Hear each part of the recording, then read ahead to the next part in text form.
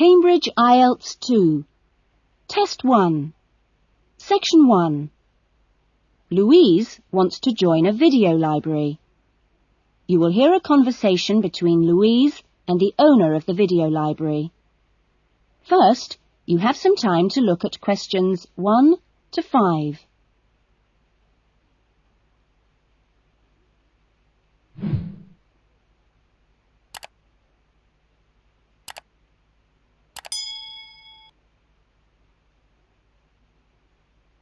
You will see that there is an example that has been done for you. On this occasion only, the conversation relating to this will be played first. Oh, hello. I'd like to join the video library. OK, would you like to fill in the application form now? Yes, I can do it now. Hold on and I'll get a form.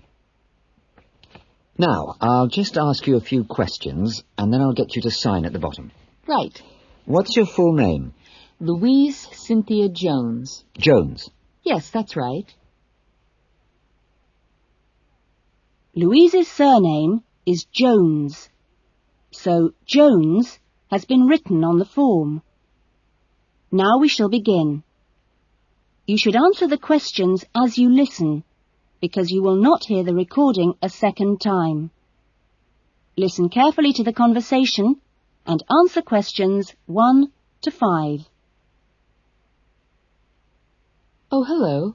I'd like to join the video library. OK, would you like to fill in the application form now? Yes, I can do it now. Hold on and I'll get a form. Now, I'll just ask you a few questions and then I'll get you to sign at the bottom. Right. What's your full name? Louise Cynthia Jones. Jones. Yes, that's right. OK. And what's your address? Apartment 1, 72 Black Street, Highbridge. Black Street. That's just round the corner, isn't it? Yes. OK, so the postcode is 2085, right? Yes, 2085.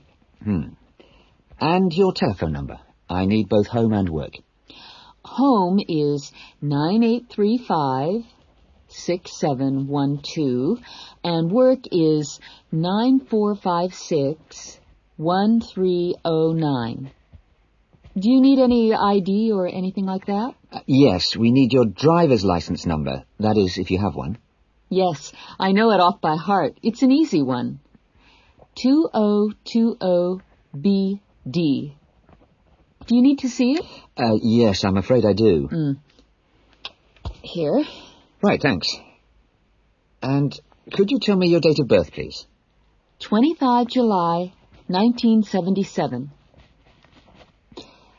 That's the most important part out of the way, but could I just ask you a few questions for a survey we're conducting? Okay. Before the conversation continues, you have some time to look at questions 6 to 10.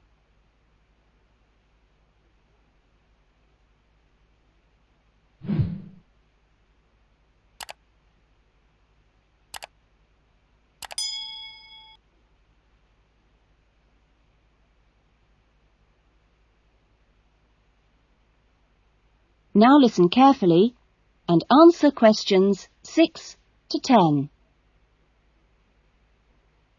What kind of videos do you prefer to watch? Have a look at this list. Well, I love anything that makes me laugh. I just love to hear jokes and funny punchlines. I'm not very keen on westerns, although my father likes them. But I'm a real softie, so anything with a bit of a love story is good for me.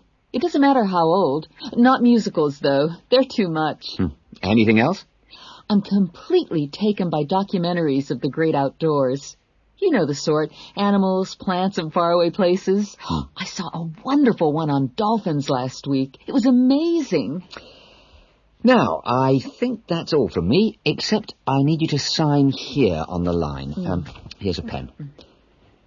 Oh, and I nearly forgot the membership fee. $25 refundable if you leave the library for any reason. There you are.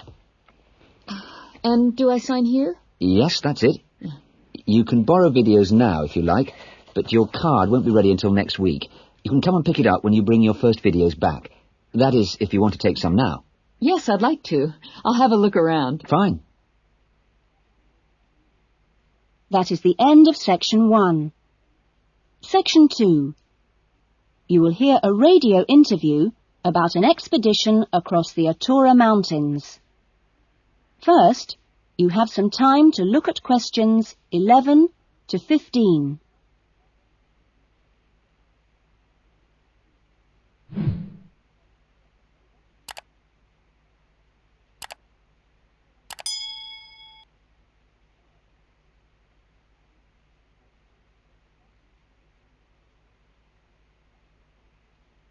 Now listen carefully to the interview and answer questions 11 to 15.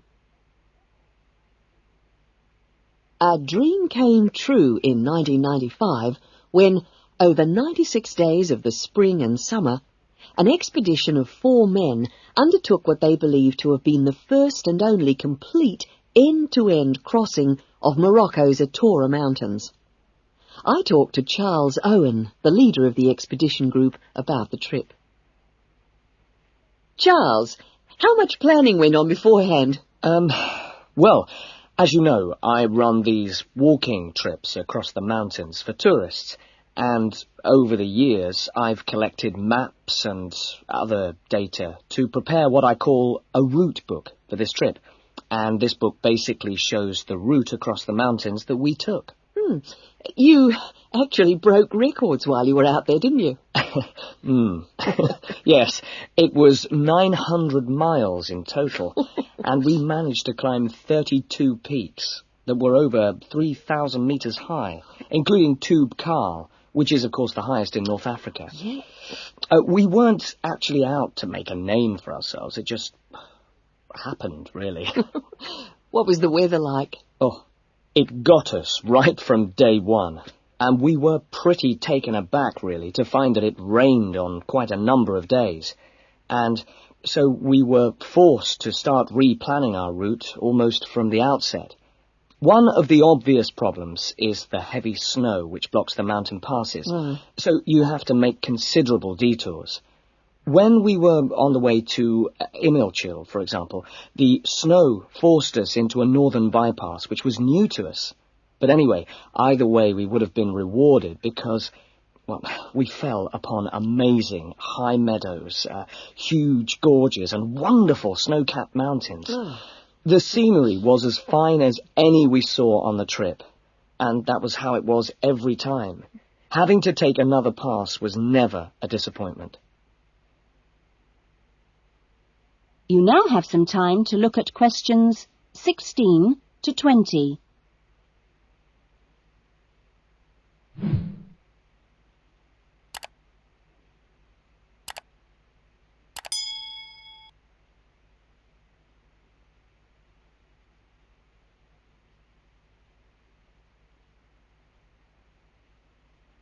Now listen to the rest of the interview and answer questions 16 to 20. It was in many ways a social trip, wasn't it? Yes. We'd arranged to meet up with friends at various points on the journey. I mean, this was actually one of the purposes of the trip. And we managed to keep all these dates, which, well, it's amazing, really, considering the detours we made. An old friend acted as a sort of transport organizer for everyone, and the Hotel Ali in Marrakesh was a good social base. I'd really recommend it, although I can't remember who runs it. Anyway, groups of friends actually joined us for 3-week stints, and others just linked up with us. Some, whom we hadn't met before the trip at all, tagged on for short bursts, people from the area who just came along for the ride. But outside the major visitor areas like Tube Karl, we only met one other group of travellers like ourselves in the whole 96 days. Were there any bad moments? Well, we took 2, I must say, long-suffering donkeys with us to help transport water and tents and things. I suppose if we were to do it all again, we'd probably hire donkeys along the way. Taza and Tamri, as we called them, after the last places in the trip, well, they made quite a unique journey between them. And, well, but it was continuously demanding for them. On both the really high summits, they took diversions that were quite out of character. and I can only assume that it must have been due to tiredness. Well, thank you. And Charles has put together a video about this journey and continues to lead groups to the Atora Mountains. So if you want further information... That is the end of Section 2. Section 3. You will hear 2 new students, Jane and Tim, talking about their university studies. First, you have some time to look at questions 21 to 25.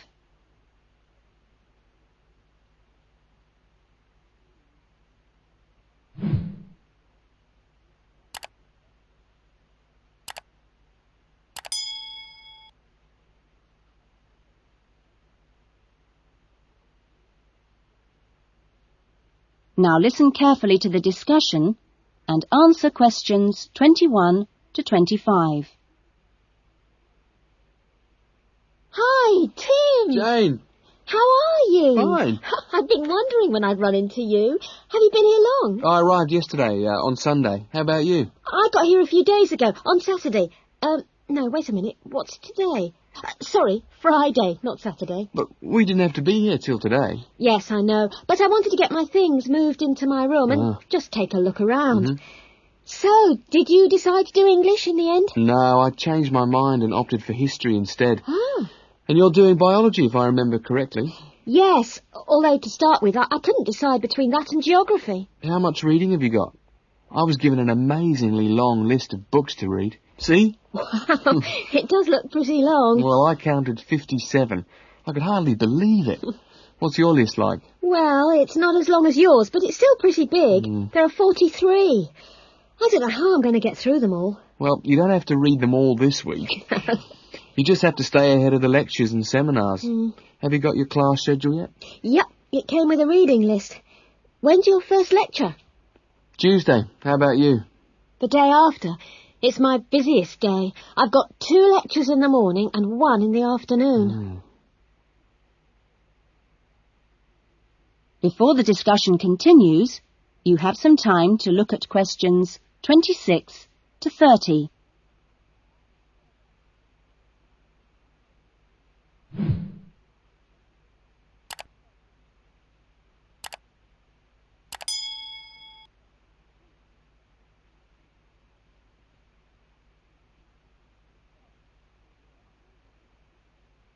Now listen carefully and answer questions 26 to 30. It's going to be different from school, isn't it? Yeah, particularly the lectures. Have you got any special strategy for listening to lectures? Well, I'm going to use a cassette recorder and record them all. What? Are you allowed to? Sure. Lots of people do it nowadays. It means you can listen to the lectures all over again later and make really good notes. I couldn't do that. I like to take notes as I'm listening. I usually find I get all the important points. Reading is different, of course. My approach is to skim the book first to see what's important and what isn't. It saves hours of time. But what if you miss something? You don't mean you're going to read every word, do you? Well, that's what I usually do. Well, that's up to you, but I think you're crazy. Oh. What's your first lecture on, anyway? Oh, it's a lecture on the French Revolution. The French Revolution? How boring. Oh, it's not boring at all. It was an amazing period of history. It changed everything in Europe. So what's your first lecture about? It's about animal behaviour. It sounds really interesting. Look, I was on my way to the library. I'm going to get some of these books out and start reading for the first essay I've got to write. And what have you got to write about? No, you'll never believe it. I think our professor must have a sense of humour. He's given us the title, Why Study History? That's a good one. When you find the answer, let me know. No, I'm going to enjoy writing it. Have you been given any writing assignments yet? Yes, I've got to write about animal language. That sounds a challenge. I suppose you'll be off to the zoo to do field research. That is the end of Section 3. Section 4. You will hear a lecture being given to school leavers on the jobs people can get in sport and the training programs available to prepare for those jobs. First, you have some time to look at questions 31 to 40.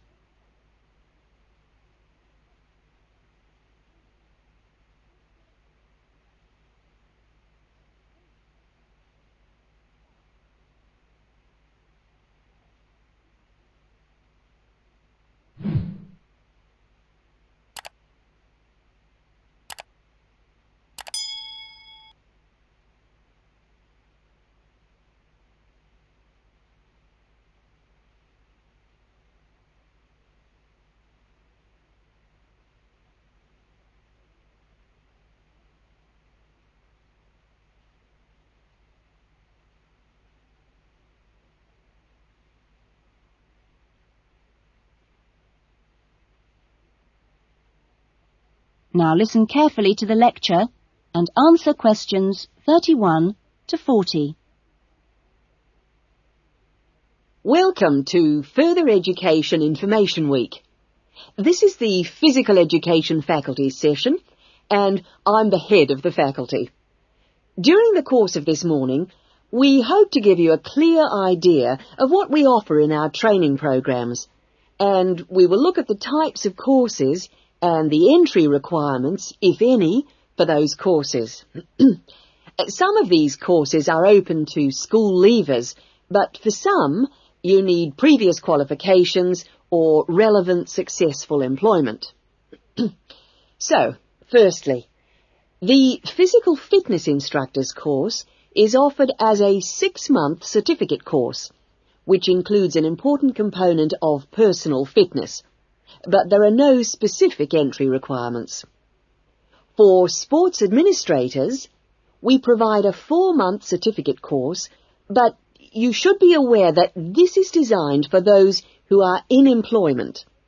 This employment must be current and related to sports administration. For the sports psychologist course, we offer a 1-year diploma course, but this diploma course is available only to those who already hold a degree in psychology. So you need to make sure you have that before you apply to do this course.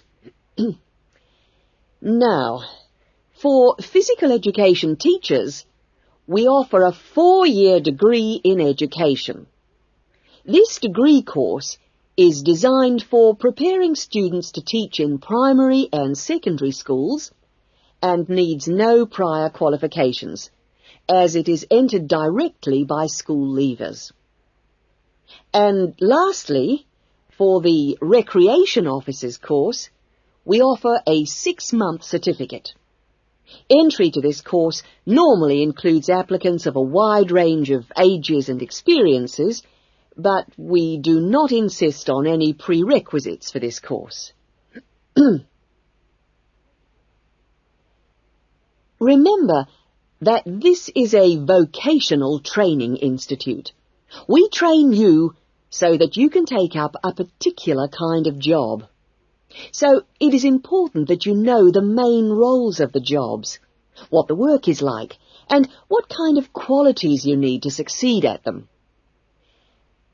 A physical fitness instructor works in health and fitness centres, preparing individual programs for ordinary members of the public.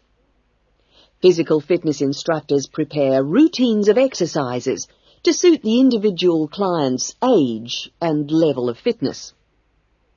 Sports administrators run clubs and sporting associations.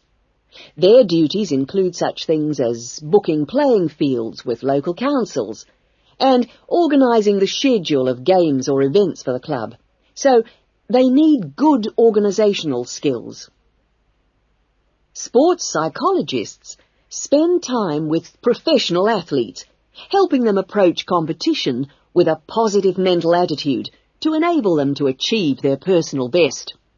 They do this by improving motivation and concentration, or assisting with stress management. Physical education, or PE teachers, instruct young students in how to exercise, play sport, and do other recreational activities correctly and safely. PE teachers help the development of coordination, balance, posture and flexibility, with things like simple catching and throwing skills. They are not expected to be experts in all sports, but must be able to show students the basic techniques involved in a wide range of activities. Recreation officers often find themselves working for local government authorities and local groups. Their aim is to raise people's awareness of healthy lifestyles and improve general fitness through arranging recreational activities for groups of all ages, from the very young to the elderly. There are many other job opportunities which our graduates can look forward to. If you're interested in any of these, then I suggest... That is the end of section 4. You will now have half a minute to check your answers.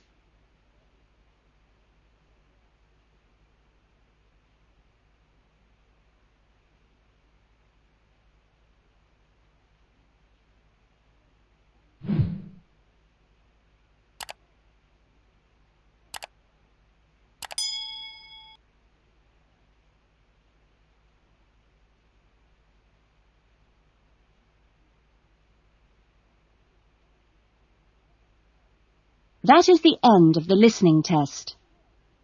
In the IELTS test, you would now have 10 minutes to transfer your answers to the listening answer sheet.